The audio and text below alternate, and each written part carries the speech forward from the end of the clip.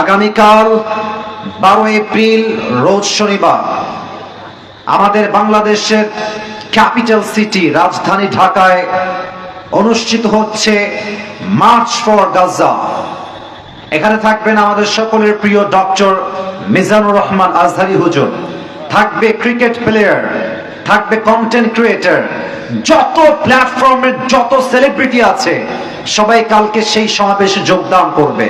আমার বিশ্বাস কালকের সমাবেশ জাস্ট বাংলাদেশে নয়, পুরো বিশ্বে একটা ঐতিহাসিক সমাবেশে বসবাস করবে, ঠিক কিনা বলেন?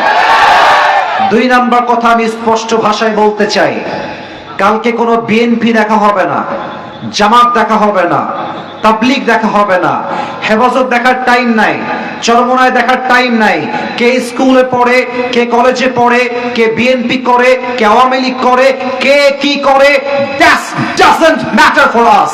আমাদের জন্য মূল ম্যাটারটাই হচ্ছে আমার পরিচয় বিএনপি নয়, আমার প্রথম পরিচয় জামাত নয়, আমার প্রথম পরিচয় হেফাজত নয়, আমার প্রথম পরিচয় আহলে হাদিস নয়, আমার প্রথম পরিচয় কওমি নয়, আমার প্রথম পরিচয় আলিয়া নয়, আমার প্রথম পরিচয় চরমনায় নয়। আরে আমার তো প্রথম পরিচয় আমি একজন মুসলমান ঘরের সন্তান, বগুড়ার ভাই।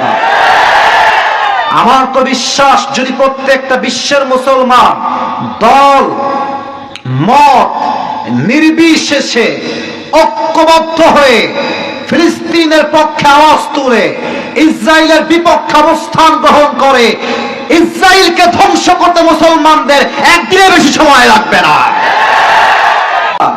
আমার কথা স্পষ্ট ভাষায় বলছি, আগামীকাল থেকে বাংলাদেশের ইতিহাস ভিন্ন হয়ে যাবে। আগামীকাল থেকে স্লোগান হবে একটা, যদি ইসরায়েলের বিরুদ্ধে যুদ্ধ করতে হয়, যদি ডাক আসে জীবন দিয়ে, রক্ত দিয়ে, বুকের তাজা রক্ত ঢেলে পুরো ফিলিস্তিনের মুসলমানদেরকে রক্ষা করতে হবে, ইসরায়েলের বাতিলপন্থীদেরকে জীবন নাশ করবার জন্য জিহাদ করে শহীদ হতে হবে। শহীদ হওয়ার জন্য কারা কারা প্রস্তুত থাকবে? দুটো হাত তুলে আল্লাহকে দেখায় দাও।